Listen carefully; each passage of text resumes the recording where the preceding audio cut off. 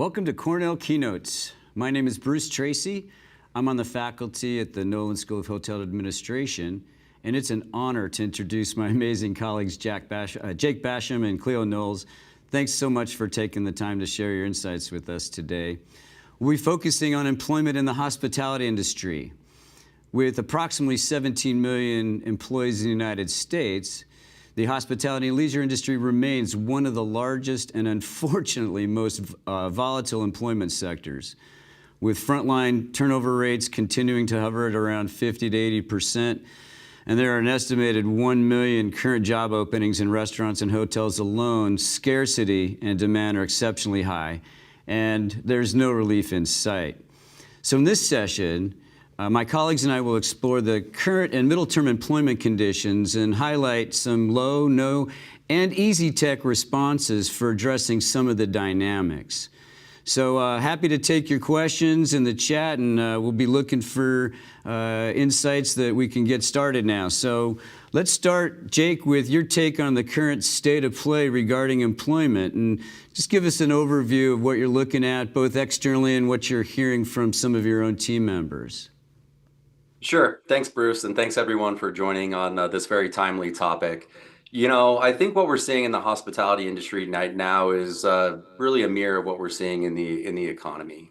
You mentioned it being a volatile workforce segment, and I don't think that I can disagree with you on any of that. It has a branding problem. It's really been settling in post-pandemic, but I think the hospitality industry has a branding problem. As we've seen the economy invert into a K-shaped economy, I think we're seeing that in the hospitality sector as well. And I think the answer I would give you would differ based on market segmentation, whether you're in the luxury segment or you're in the middle tier or value segments of our business. But speaking about the branding problem specifically, you know, it's an industry that's lost its shine, Bruce. I remember when I was coming up and, you know, got my first job as a bellman at the Hilton in Salt Lake City, and I was 20 years old, and there was a glamour to the hospitality business. I remember the first time a general manager walked into the hotel in the pocket square and the Italian suit, and, you know, the level of everything that we did in terms of service. And some of that shine is worn off our business. And people no longer view our industry as a safe bet. I think that we've not fully recovered from the pandemic in terms of trust of the workforce. I think people that were hospitality veterans saw that the impact the pandemic had and the economic volatility post-pandemic has had on our business. But let's face it, we all know this. It's an industry that has long hours, requires nights, weekends, impacts on your social life, high stress. And then when you look at some of those things in regards to the newest generation of the workforce, one, they're not as comfortable with conflict. They're not as comfortable with face-to-face interaction. All of these things are inherent in the hospitality industry. So right now, we have a gap. We have a gap to close on how we market ourselves to the broader workforce. I definitely think that this is different in the US and abroad. I think that some of the prestige still exists and some of the dedication to service is still more prominent abroad than in the United States, certainly. But if we don't start marketing ourselves as an industry differently and marketing our companies to our prospective workforce, we're going to continue to beat our heads against the wall and have a very difficult time attracting talent. Cleo, can you tell us more a little bit about some of those dynamics that Jake just mentioned? Yeah, I fully agree with what Jake was just saying, and I agree with the branding problem. I also think there's an education problem. So, you know, post-COVID, we've seen a lot of the hospitality programs at universities and schools shut down or, you know, finish offering those degrees. And thankfully, Cornell does still offer it, but we've also seen a shift in sort of the focus of a lot of students graduating from the Cornell program. They're not necessarily as interested in the operating roles, but they're focused more on the development growth. You know, I've seen a lot of the culinary programs shut down, and, you know, the hospitality industry is still growing, albeit maybe at a slower pace than it was. But if we don't have the training and the programs to, you know, help interest students in that, it's very difficult as well. I don't see the same in Europe. So to Jake's point, I think that in Europe and Asia Pacific, the hospitality industry is still viewed with a lot of prestige. And, you know, we see a lot of hoteliers and general managers coming from those backgrounds. But I do think that we've got to shift the needle here in the US in order to attract people back to the industry. To Jake's point of, you know, the newer generation maybe not liking face-to-face interactions or not being as good with sort of difficult interactions. And unfortunately, we did see a lot of those during the pandemic in the hospitality industry. Those frontline hospitality workers took the brunt of a lot of people's anger at the overall pandemic situation. And it did scare some people away from the industry. So I think we've now got this opportunity to kind of reset the way hospitality is perceived, and that hospitality is a long-term career, not just a short-term gap. What are you Bruce, can I add one additional thought? Well, please. I think that one of the things that I don't know if Cleo's seen it, but I've certainly seen it in our business is a huge gap between operations focused roles and corporate support roles. I actually think the corporate segment of the hospitality industry is extremely strong. We post any corporate position, whether it be in human resources, finance, marketing, and within 24, 36 hours, we have 400 or 500 applications for these positions. At the same point in time, if we're looking for a sous chef, a line cook, a front of house restaurant manager, or a nightclub or day club manager, we're having to go out and source and attract those people. The days of opening the job and waiting for the funnel to take care of it are long over. And so I think that you've seen this shift in the corporatization of our workforce really materialize, and this shift away from the operational aspects of hospitality. And if I was advising any young student, coming out, I would say go in operations first, because the amount of experience that you can get and the speed in which you can grow through the organizational structure is much, much faster than what you would see on the corporate side of the business. Oh, I love that insight. Yeah, absolutely. Lots of wonderful, learnings that can happen when you're, knee deep and neck deep in some of those kinds of, day-to-day frontline issues. You mentioned some shifts as well. I'm wondering if you could speak a little bit about the priority of work among, let's say, especially younger generational employees that we rely on a great deal in many markets and in many concepts.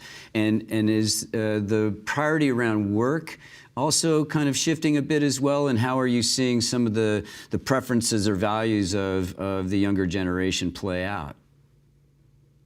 Sure. Would you like me to take that or Cleo to take that? Either one. All right. Cleo, I'll go first.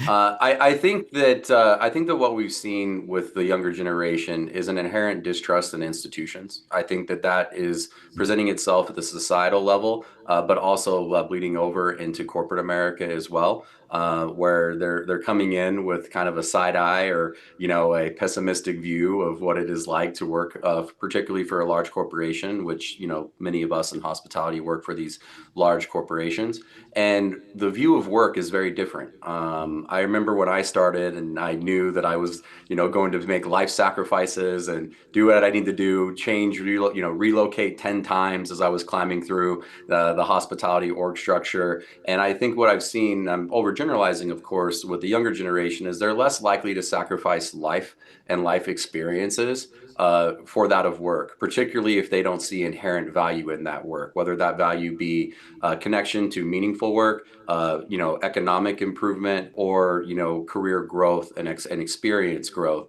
And oftentimes, the hospitality industry, if it at its best, is some of the best in the world at advancing people quickly through an organizational structure, even without advanced education in some instances. But they don't want to give up their nights. They don't want to give up their weekends. And they want to go out with their friends. And I get that. We've all been 20, 21 years old before.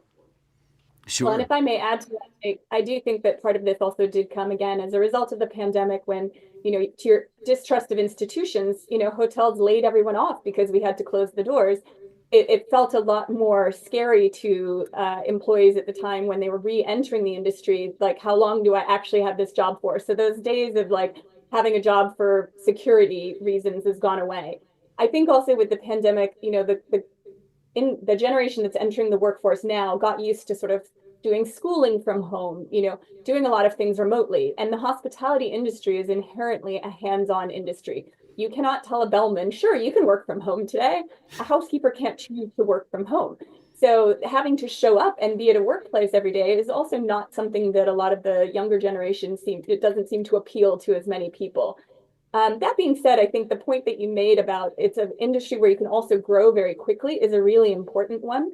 I personally entered when I didn't have a bachelor's degree and, was able to gain my degree while I was working. And here I am. But, we recently did an internal training program because we realized that a lot of people aren't coming out of formal hospitality programs anymore. So we did a training program and a mentorship program with 80 participants, 21 of whom were promoted within the course of that 6-month program. So I think that now what we're finding is the onus is more on the companies to deliver some of that training and to deliver those paths to growth and opportunity within the company. Oh, I love it. Yeah, and Go just ahead, to Jake. pick up one element that Cleo touched on is she's right that as the economy quivers and as the pandemic shut down, hospitality is going to be the first industry that's impacted, and for us to ignore that reality would be a mistake. And one of the things that we've also seen, particularly, I can't speak to hotels as much as I've been in restaurants, nightclubs, and day clubs the last several years, but we've seen a lot of margin compression as inflation has happened, and the response to that organizationally, of course, is to make sure that you're as efficient as you can on the human capital side of the ledger without compromising guest experience. What does that mean in a real world scenario? It means that you're doing more with less. It means that the people that are in your venues or in your offices are working harder and working longer than they have before, oftentimes for similar pay. And that's a tough thing to put on the flyer and sell to people. And so, we have to get creative in how we go about doing that. And one of the things that keeps me up at night, Bruce, is, and aside from the macro talent issues that we have to deal with on recruitment and retention, is the burnout of our management workforce, particularly within the operation. That's a big concern. It's always been a concern the entire time I've been in hospitality over the last 2 decades, but I think it's even more so now. Ooh, I appreciate that. There's a lot of sensitivity around those kinds of challenges. We have a question from Randall, and it speaks to some of the things you were just addressing.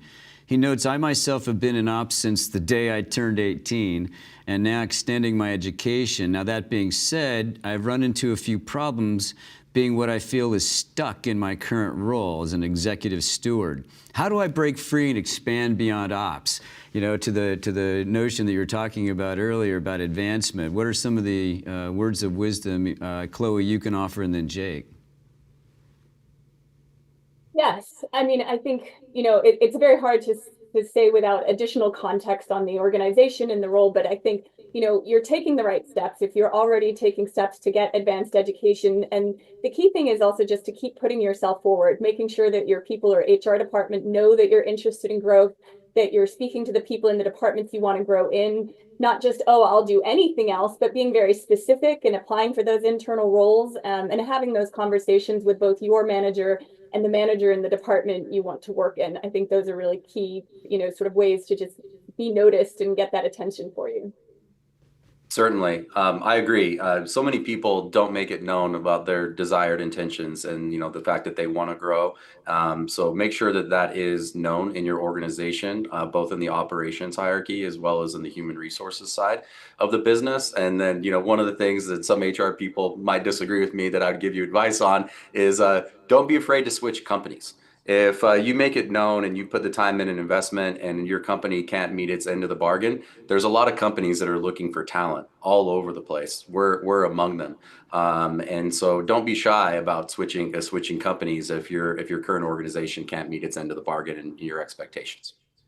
That's great advice, Jake and Cleo. Thank you very much. So if the industry has a bit of this image problem, what are some of the things that you all are doing to try to change perception and demonstrate that there's an authentic focus on a very strong and sustainable value, employee value proposition? What's in it for the employee? What kinds of things are you all doing? Jake, we'll start with you. Sure. First and foremost, I've never spent more time thinking about marketing ever as I have in the last 3 to 4 years. HR people, particularly those of us who touch talent acquisition and retention, marketing doesn't stop at the talent acquisition. Retention is huge on internal marketing, is thinking really like a marketer. What does that mean? Who is your target audience? Who is your key demographic? There would probably be different answers from my organization, to that of Clio's. Tao Group's, workforce skews significantly younger than hospitality average based on the nature of our business. So we always think about what are we putting out in terms of the public image of our company, and how do we tie the employment experience to the guest experience? Oftentimes in hospitality, the hospitality companies spend a lot of time promoting the guest experience, and that's not indicative of the employee experience. We're a little bit different. Our employee experience, we wanted to be as close to the guest experience as we can, putting aside getting insane in a nightclub and popping bottles. But essentially, we sell the party. We sell the experience. We want our team members to go in. I can't tell you how many times I've had HR people ask me, "You let your team members go in the nightclub and drink?" Well, yes, when they're off the clock, we do. We encourage them to go into our venues. We want them to party. We want them to feel as if they're part of that family, because we're selling the experience, and that's how we market, to a prospective demographic that is younger and wants those life experiences. We might not keep them for 15 years, Bruce, but we sure as hell can keep them for 3 to 4 and give them a ride of their life. I love it. Sign me up. Definitely very different industries from that perspective. So, but I think there's a lot of similarities to what Jake was saying on the marketing side.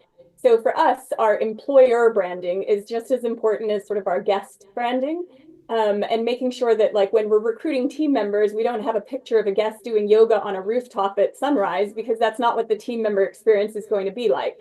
What we might have is a video of a chef actually in the kitchen cooking a dish, so that, we're really relating to what the team member experience is going to be. And to that point, we took sort of marketing's guest journey experience and we created our own team member journey. So where are the touch points? Recruitment, onboarding, training, retention, recognition. Once they leave, do we stay in touch with them because maybe they'll come back? And we do have a lot of sort of rebounds where people have left and then rejoin the organization. The grass is not always greener. And that also goes to like our heart of house, making sure our heart of house is branded. We're actually doing a project right now where we're working with some of our celebrity chefs to create a team member dining program that they're going to help us curate. Because we put so much focus on the guest food and beverage experience, we want to make sure that our team members feel that same love and passion.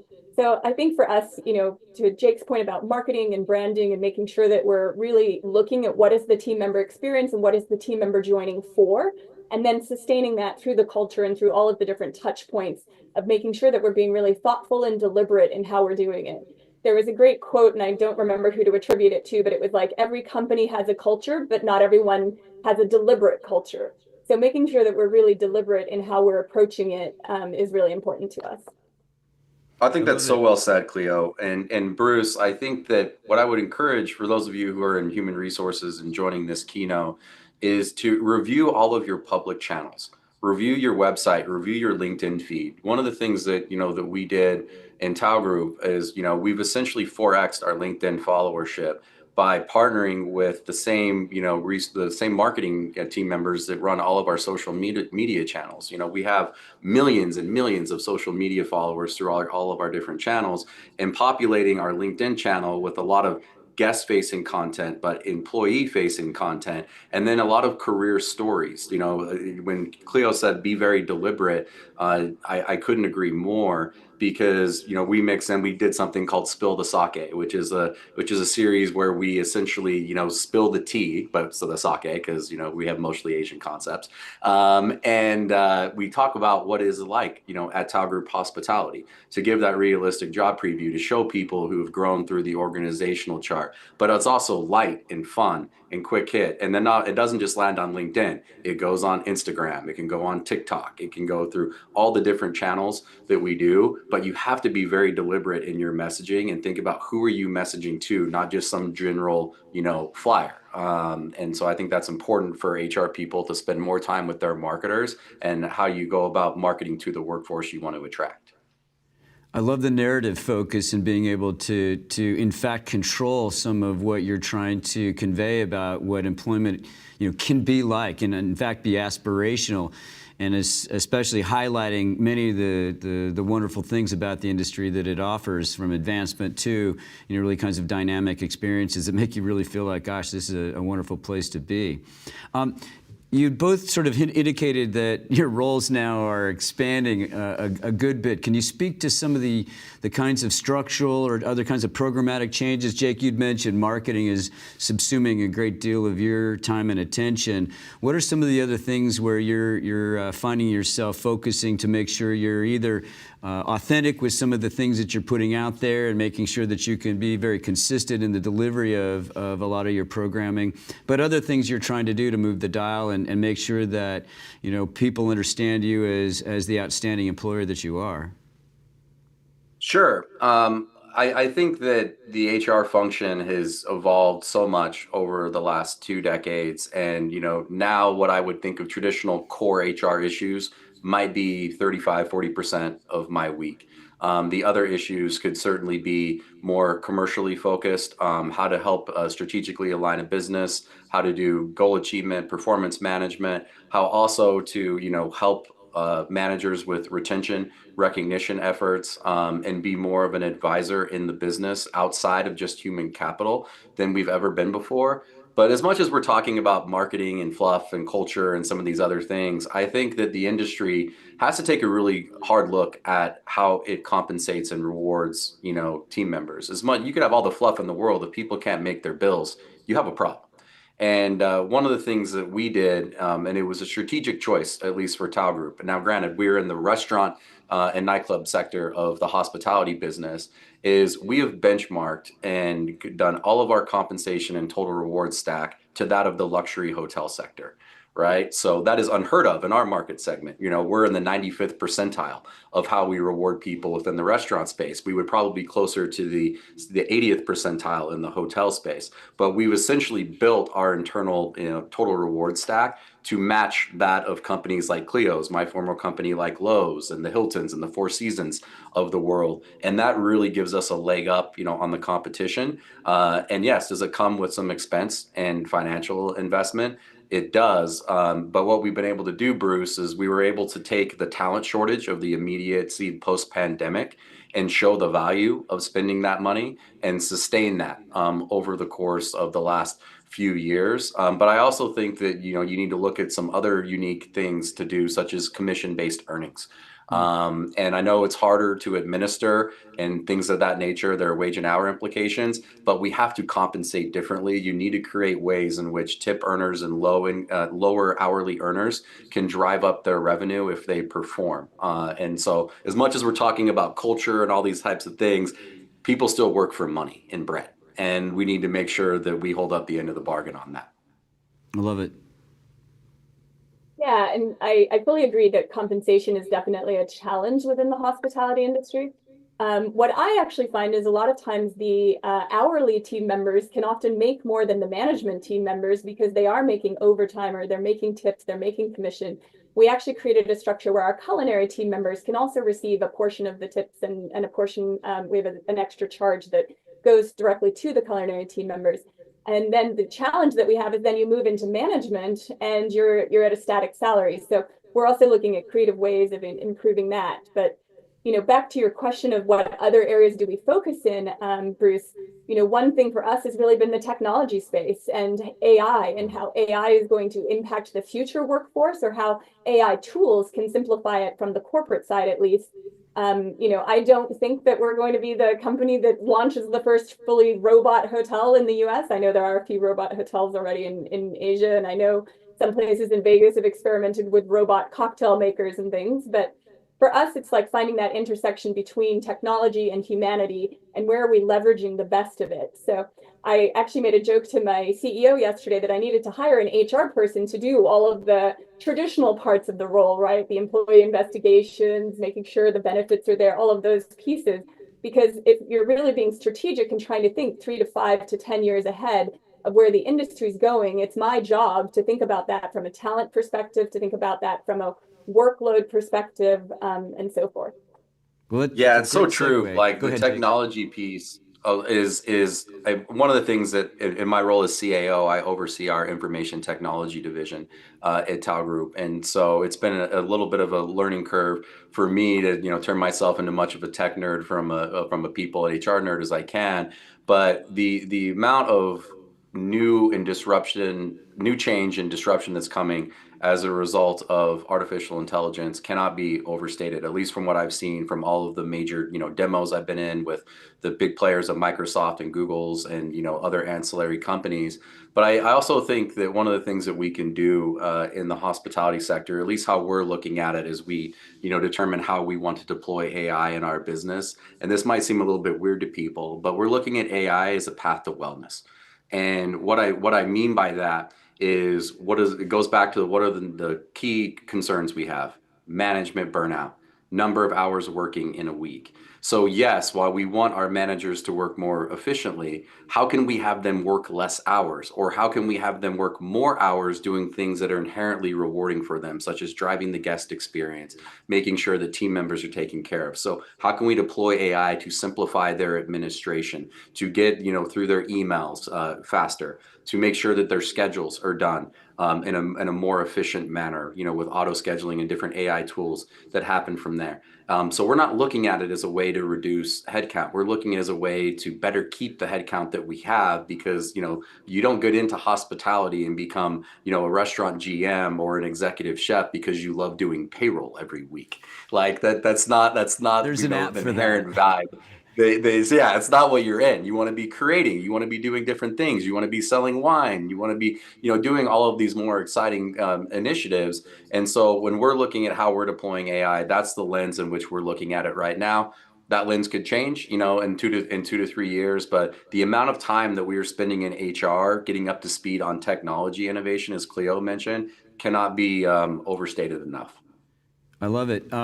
Let's go down this passage a little bit. It sounds like both of you are being purposeful about the ways you want to deploy technology, in this particular case, AI.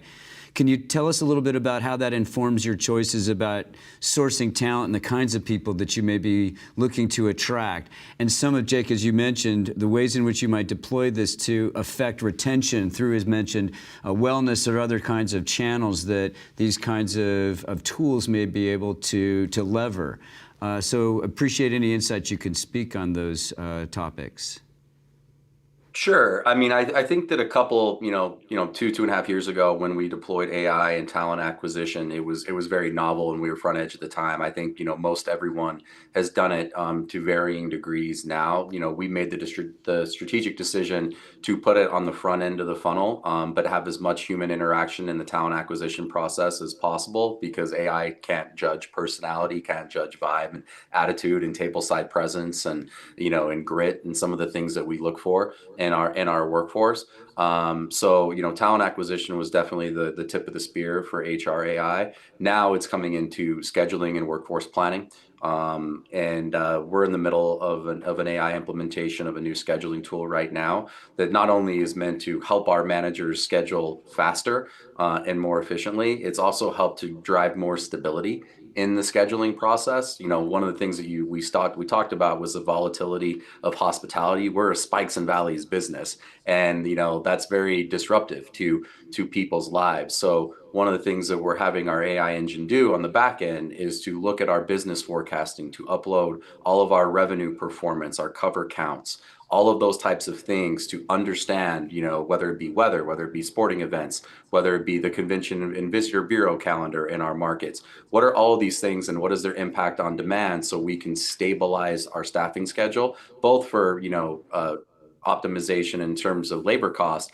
but also in terms of giving people a more predictable work week. I love that, Jake. That's awesome. We're looking at it from a slightly different lens of where my focus is on the AI side. And we actually have an AI Innovation Council, and we're across departmental. So we've got operations, finance, IT people, et cetera, so that we're really coming at it from all angles. But one of the areas where we've been finding the most use cases for us at the moment is we're expanding globally pretty rapidly. And we're expanding into countries where a lot of the team members do not have English as a base language. So we've been using AI to help us create trainings and translate them. So you can go to one of our online trainings, and using the drop-down menu, you can select which language you'd like to hear it in. And even here in the US, where we do still, particularly we're based in Miami, we have a lot of team members who feel more comfortable speaking in Spanish or Creole. They can elect to go through the trainings in their language. And we're not having to spend hundreds of thousands of dollars to a translation company to reproduce this in the 5 different or 6 different languages. We've also been having a lot of fun using AI to actually create training. So we've partnered with a company called Colossian, and we can upload sort of a PowerPoint or a PDF, and it will create an avatar that will do the training for us. So definitely a lot of fun to be had with it too. And my training team, I think they're having too much fun sometimes because they're like, come see this, come see this. They uploaded a photo of me and like AI is animating my face. It's actually super freaky because I'm like, Yeah. oh, I don't know. I love it. But we're having a lot of fun with that. It's interesting what you guys just talked about. There's a question from Katarina Reese. I hope I'm pronouncing your last name correctly. She says, hey guys, I'm right now in the phase of starting my own AI-based hospitality startup. So you have a potential vendor in the making here. And we're right now talking about the right side to focus on for market entry. And the question is, using guest information to determine demand, but also the employee side of the game. Are there enough of the right kinds potentially to meet that demand? So can you explain a little bit more about how you take into consideration those different data sources, especially when driving HR decision making? Where does the guest piece come into this? And Jake, you mentioned demand periods. Are there also preferences being incorporated here to help guide some of your decision making as well? Tell us a bit about that. Certainly. Certainly. Everything that we do is downstream from the guest. So how many guests are coming into our venues?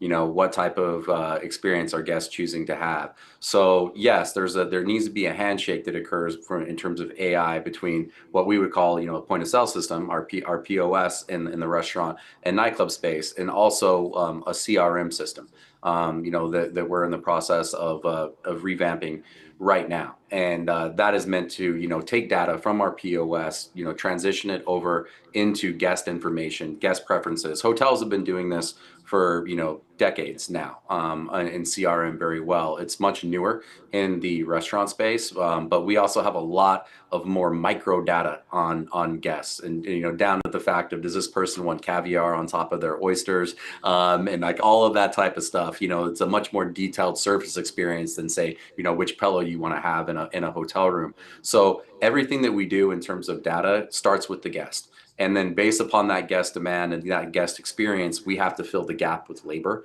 to, make sure we can satisfy that. So I would always start upstream with the guest experience, and then labor comes second. Yeah, I fully agree. And, I think to Jake's point, the guest experience is why we're all here. So, if we don't have the guests, we just have really pretty buildings for us on the hotel side.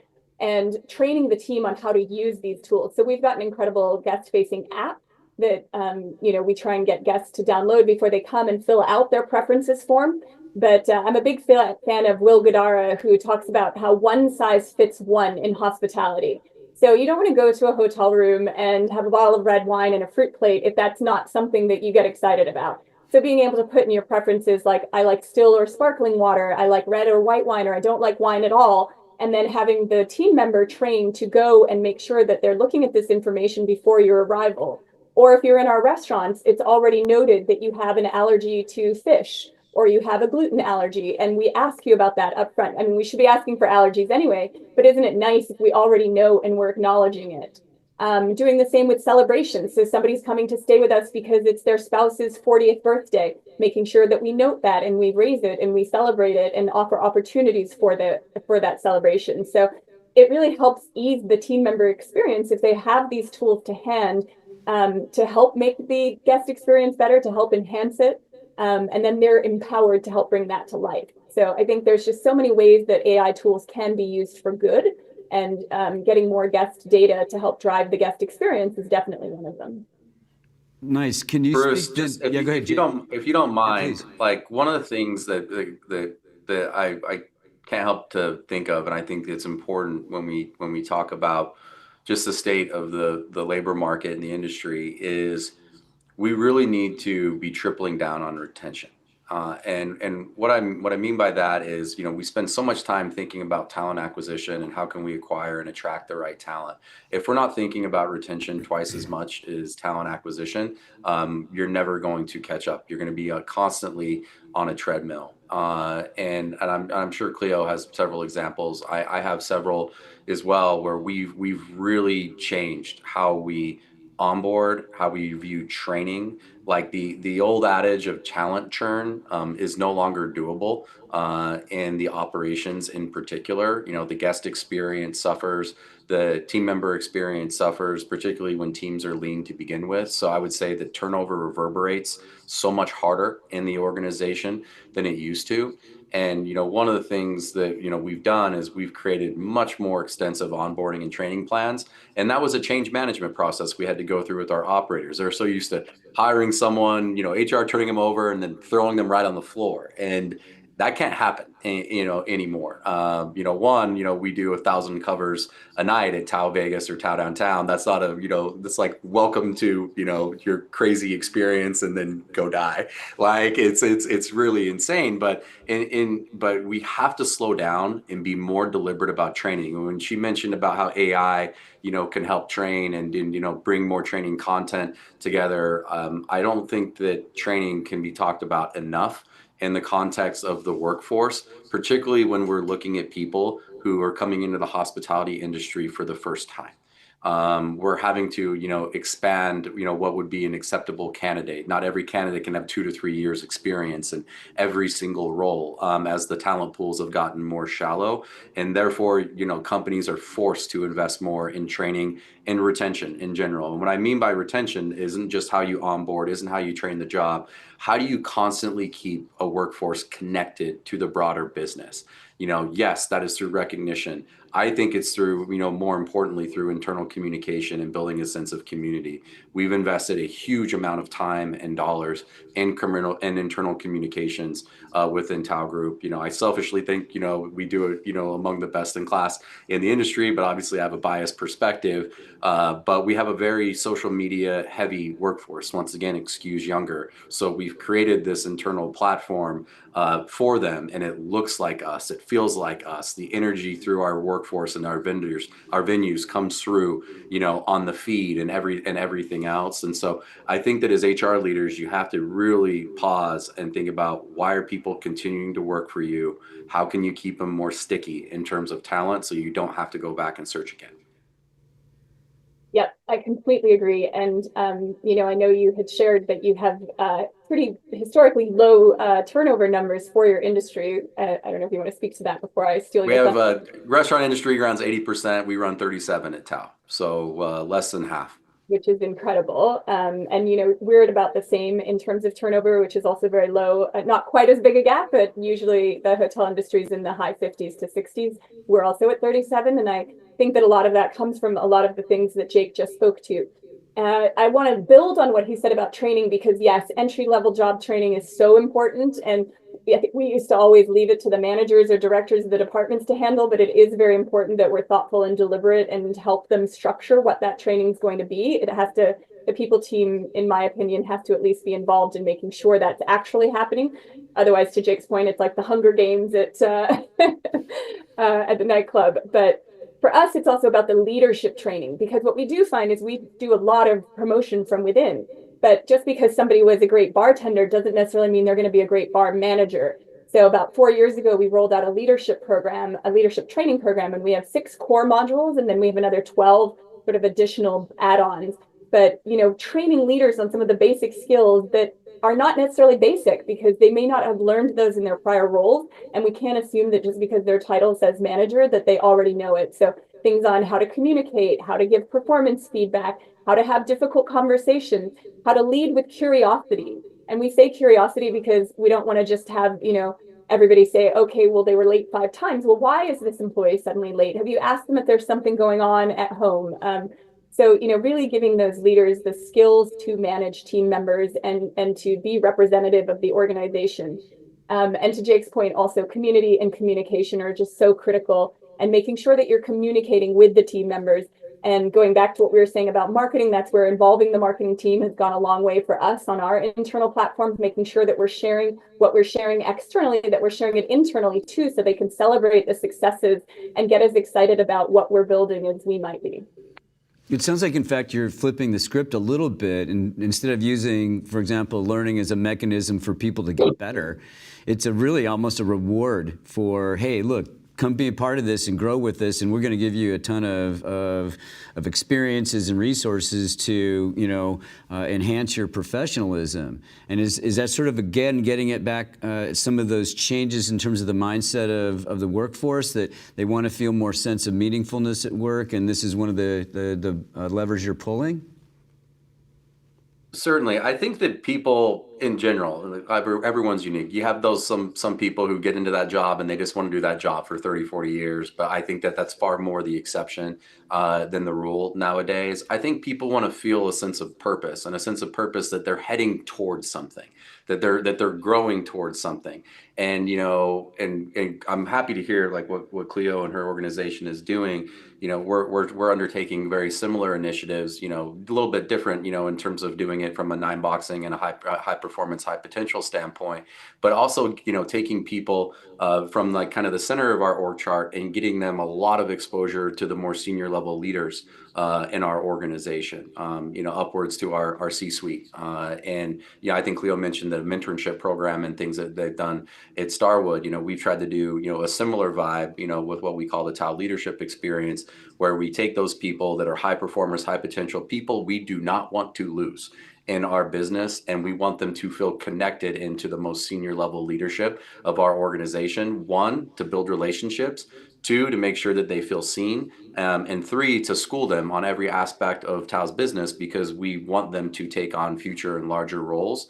And it's been very successful. We've had a 95% retention rate over that population in 2 years. So we're going to keep it up. That's amazing. So let's look to the future a little bit and expand the conversation to consider the ideas of innovation and what you're thinking about in terms of new and creative over the next, let's say, 12 to 15, 16 months or so. And is it in response to some of the competitive dynamics we've been talking about, or is it just looking internally and saying, here's some things that we know we can improve upon in terms of our own policies, practices, and programs? Cleo, why don't you go ahead and start on that? Thank you. So I think innovation is kind of a catch-all for many, many different things. It doesn't necessarily have to mean technology and the latest and greatest AI tools. For us, the way we're looking at innovation is we're actually launching an innovation profitability challenge. And we believe that the people closest to the work are the ones that often have the solutions to issues that we're seeing. And so what we're doing is we're launching kind of a Shark Tank style competition at all of our hotels. And then they'll have a judging panel at the local hotel, and the top 2 or 3 from each property will then present to the corporate team, and the best ideas will be actioned. We did this just at one hotel, South Beach, 2 years ago. And our VP there shared the other day that it's brought in over $750,000 of additional revenue, the idea that was the winning idea that they took.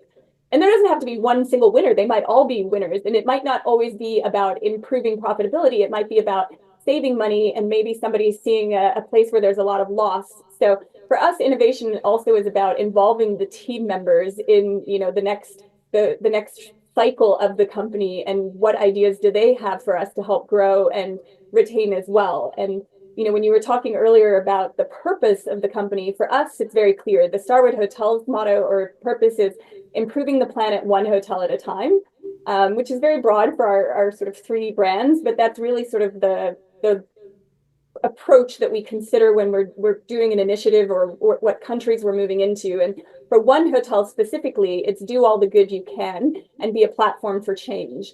And that mission is what draws a lot of people to join the organization, because they know that we're focused on being a sustainable organization, that we're nature driven, and they come and they want to be a part of our Pay It Forward, where we, at least once a month have different initiatives with the team members where they can go help clean the beach, or if they can't get away from the hotel, we also have things that we do in the team member lounge, like putting together, packs to give to the local homeless shelter.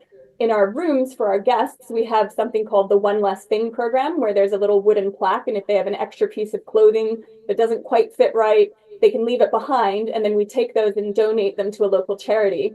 But we also do that for our team members, where our team members will bring thing, an item that's lightly or unused from their closet, and then we set it up in a ballroom and have our other team members go shopping there. So these may not be things that, Fast Company magazine would consider innovations, but for us, it's those touch points constantly with our team members. How can we improve their lives? How can we help improve, sort of the broader communities that we live in? And that's kind of the angle that we come at that from. Sure. All those are great examples. I think I've touched on a number of the things that we're doing in terms of technological innovation. And, most of our innovation, and when it comes to workforce planning, is going to come through a lot of technology enhancements in our business that I've touched on. But one of the things that I would like to push us on, and it's almost anti-innovation, is to get back to the roots of, people to people communication and connection. One of the things that we're looking at is we're really defining what we call our guest journeys for the purpose of CRM. What is the life cycle of a guest at Tao Group, whether it be a restaurant guest, a nightclub guest, and things like that. Where I want to take that is, what is the life cycle of an employee experience at Tao Group? And one of the things that we've seen is, if we can get someone from month 1 to month 12, that person becomes 4 times more likely to hit 5 years than if we can get them through that first 12 months. Like, they become sticky between months 11 and 13. And so really breaking down that employee journey, old school, without, sure, you have turnover data and stuff like that, but, talking to staff, what is the difference between someone who left and someone who stayed? The old school exit interviews, right? The stay interviews, things like that, doubling down on human connection. Data is great, technology is great, but sometimes, it can be, devoid of meaningful action and connection. And I'm sure Cleo has, 80 million examples like I have, where you take someone on an exit interview who's leaving and you don't want them to leave, and you unpack the reasons why they're leaving, and it was a miscommunication or, one single negative interaction, and then you're able to bring that person back. And so as we become so technology dependent, particularly those of us in HR, can't forget what the H stands for in HR, and make sure that we're talking to our staff, our team members, and our leaders. And so in a weird way, Bruce, like, while we're in this hyperspeed of innovation and technology, some of the most innovative things that we can do are the anti-innovative things. I love that framework, and certainly reminding us of the fundamentals that we sometimes forget about that need to be in place for us to be effective. I appreciate that reminder. One thing we haven't talked about, and this is a slight digression off the topic, but it comes back to what we talked about initially regarding scarcity. Randall asked a really interesting question. How does relying on the local workforce compare to using J1 or J2 programs, especially as more companies turn to these options in response to the U.S. labor shortages? So, Jake, why don't you start with your approach to... Sure. I think it goes without saying that immigration has become a more challenging space under this current administration for our industry. H-1Bs, which used to be something that was very, heavily used in our industry, now comes with a $100,000 price tag. And a lot of those roles are priced out. And so I actually think, depending upon how the political scene plays out, that you're going to see less usage and reliance on international workforce.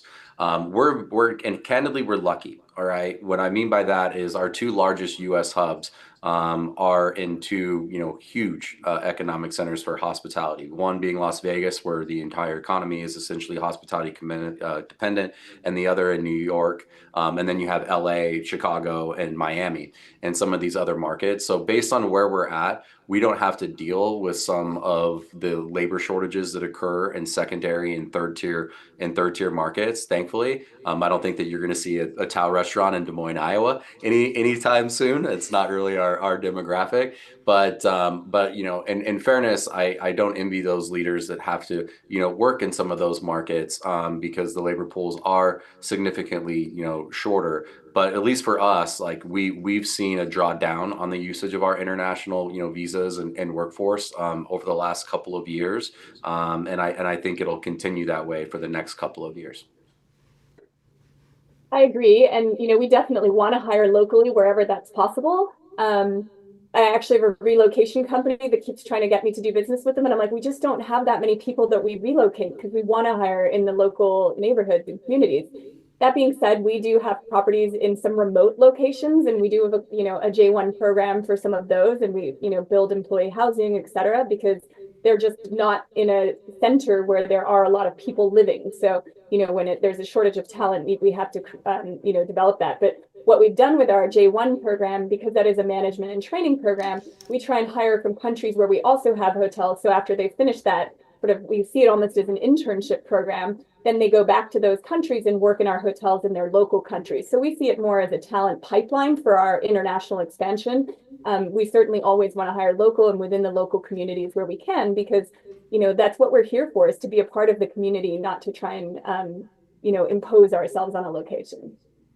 Sharon, as you were mentioning earlier, really understanding the sources and segmenting your efforts appropriately so that you are as closely aligned and connected with the talent that's available to you, as you mentioned earlier, as part of your core strategy. Wonderful. Well, I think we're at a good stopping point. So I want to say first and foremost, thank you, Jake and Cleo, for sharing your insights. I really appreciate it, and I know that the folks online got a lot out of this, as do I every time that we get together. So I really appreciate it, and my thanks to everybody who joined us online as well. And I wish everybody all the best. Take good care. Thanks, Bruce. Thanks, Cleo. Thanks.